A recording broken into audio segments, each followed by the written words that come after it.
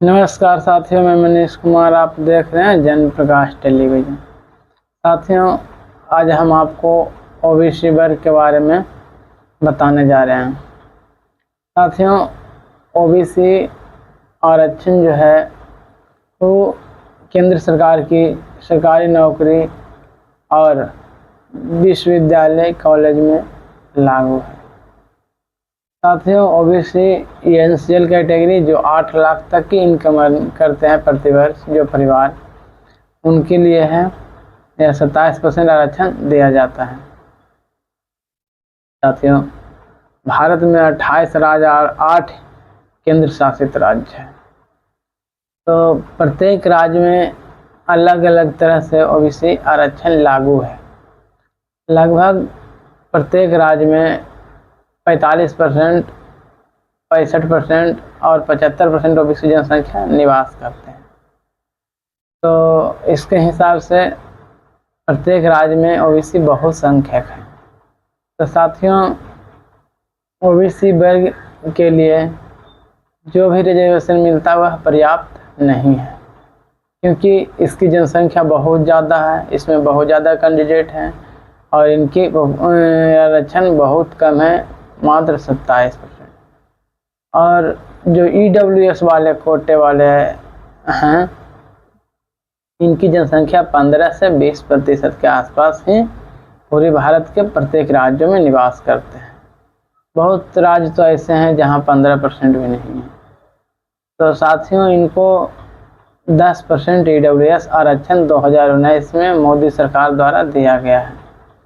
साथियों, इनकी गरीबी दर भी लगभग 25% के आसपास ही है और ओबीसी की गरीबी दर लगभग 35 से 40% के आसपास है। साथियों, इस तरह से आप समझिए कि ओबीसी वर्ग ईडब्ल्यूएस से आज भी कमज़ोर है।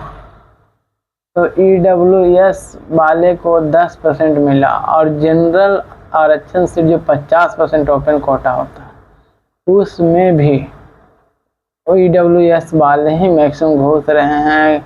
कोर्ट उनको सपोर्ट कर रहा है। तो भाई, जो 75% और 65% ओबीसी वर्ग वाले हैं, ये कहाँ जाएंगे? इनके लिए कहाँ जगह बचेगा? इनके स्टूडेंट कैसे 27% में लड़ेंगे? इनकी कटअप बहुत हाई जा रही है। इसकी वजह है कि पॉपुलेशन ज़्यादा है और सीटें कम है, और उसकी मुख्य वजह है कि आरक्षण कम है। 50% ओपन सीट में घुसने नहीं दिया जा रहा है, क्योंकि भारत के मैक्सिमम जो उच्च पद है उस पर विराजमान हैं ईडब्ल्यूएस वाले लोग। ईडब्ल्यूएस वाले इनको बाहर कर दे रहे हैं। हाई कोर्ट, सुप्रीम कोर्ट सभी में जज वकील के रूप में ईडब्ल्यूएस वाले ही बैठे हैं। यह एक उचित न्याय नहीं दे पा रहे हैं ओबीसी कैटेगरी वाले के लिए।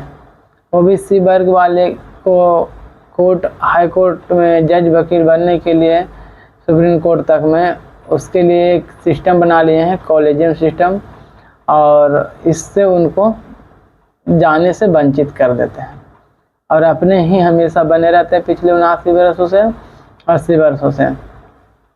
और आज तक इसकी जो ओबीसी वर्ग है, इसकी कोई न्याय नहीं मिल सका है और आज तक यह गरीबी में जूझ रहे अक्सर जनसंख्या। और 1-2 नेता जो ओबीसी से हैं, जो बीजेपी पार्टी, कांग्रेस पार्टी से बन जाते हैं या उसके गठबंधन से भी बन जाते, तो वह खुल के किसी बात को नहीं रख पाते हैं, और क्योंकि उनकी सीट जाने की डर होती है, इसी की वजह से वो खुल के किसी बात को नहीं रख पाते हैं। और आप लोग को यही कहते हैं कि किसी भी जगह पर रहें, किसी भी कोने में भारत के रहें, जब वोटिंग के दौर आवे तो हमेशा आप ओबीसी वाले ओबीसी को ही वोट करें, क्योंकि इससे आपकी कैटेगरी स्ट्रांग होगी, जिससे आपकी आवाज़ बुलंद होगी, आपकी बातों को रखेगा। आप सदैव कभी भी किसी भी हालत में ईडब्ल्यूएस वाले उम्मीदवार को वोट नहीं करें, क्योंकि वह आपका हितैषी हो ही नहीं सकता है, कभी भी किसी भी हालत में नहीं। वो आपका दुश्मन ही है। इसका उदाहरण हम बता देते हैं। इसका उदाहरण एक उमाशंकर उपाध्याय, और इसका नाम है अभी तेसरा मुक्तेश्वरानंद महासरस्वती, जो कि भारत के हिंदू धर्म के शंकराचार्य बन बैठे हैं या बने हुए हैं।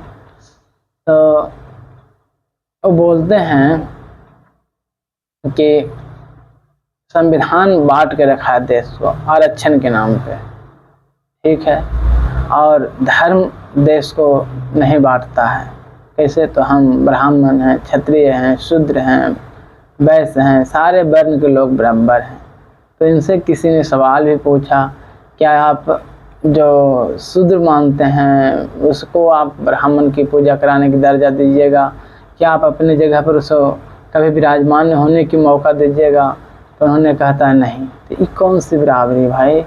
ऐसी कौन सी बराबरी होती है कि तुम सब जगह बैठे रहो, तुम्हारे नीचे आदमी बैठे रहे, तुम्हारी पाँव धोए तो सब जगह अपना मलाई मारते रहो?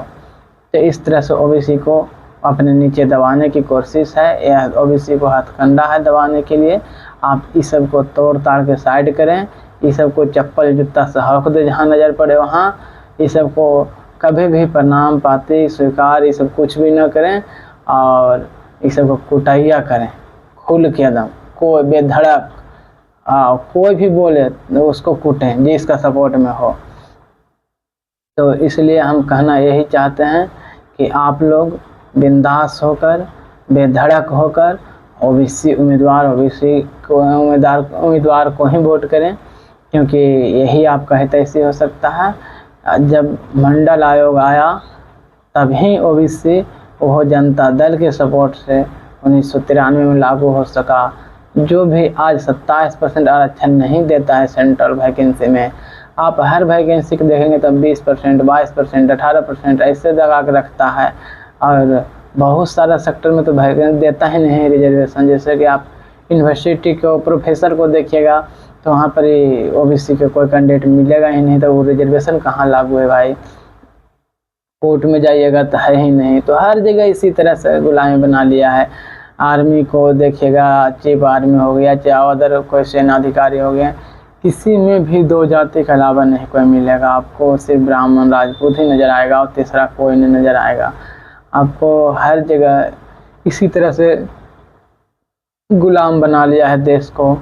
आप इस गुलाम से मुक्ति के लिए सारे लोग को लड़ना होगा, नहीं तो फिर हम लोग गरीबी में मर जाएंगे और हम लोग के लिए कुछ नहीं मिलेगा। हम लोग कितना भी पढ़ लें, कितना भी कुछ भी कर लें, लेकिन हम लोग ओबीसी से कभी भी फाइट नहीं कर सकते हैं 27% आरक्षण से, क्योंकि इतनी बड़ी संख्या के लिए 27% कुछ भी नहीं है। इसकी जनसंख्या के अनुसार होनी चाहिए 60 से 65% रिजर्वेशन इसको, लेकिन 27% बनाया गया है, जो बिल्कुल गलत है, निंदनीय है, और इसके लिए विरोध होनी चाहिए। और जो भी नेता उस पार्टी से आते हैं, जो चापलूस पार्टी है, जो अंग्रेज़ों की तरह ट्रीट कर रहा है इस देश को, मुगलों की तरह ट्रीट कर रहा है इस देश को, दिल्ली सल्तनत की तरह ट्रीट कर रहा है इस देश के अंदर, उस इंसान की पार्टी को शायद बाहर कर दें। उस इंसान के पार्टी को हमेशा के लिए बाहर कर दें। आप कितना भी चापलूस पार्टी से ओबीसी कैंडिडेट को दे दे, फिर भी उसको वोट ना करें, क्योंकि वो आपका हितैषी कभी नहीं हो सकता है, जो आपके दुश्मन हैं। साथियों, दुश्मन और दोस्त वही होता है जो आपके लिए लड़ता है। आपके लिए कौन लड़ रहा है? आपके लिए कोई नहीं लड़ रहा है इस देश में, आपके लिए खुद आप लड़ रहे हैं।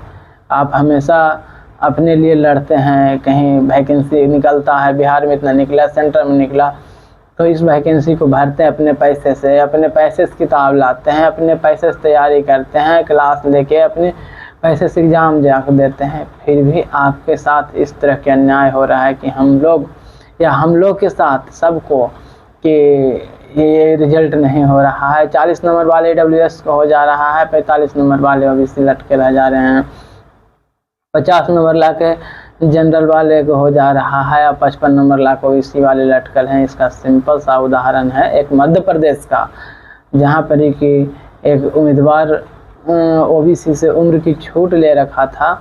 इसी की वजह से शायद उसको कोर्ट ने जनरल में घुसने की परमिशन नहीं दी, वो तो अलग बात हो गया। लेकिन ऐसे भी ओबीसी के कटअप जनरल से ज़्यादा ही जाता है अक्सर वैकेंसी में। इसकी वजह वही है कि रिजर्वेशन कम है।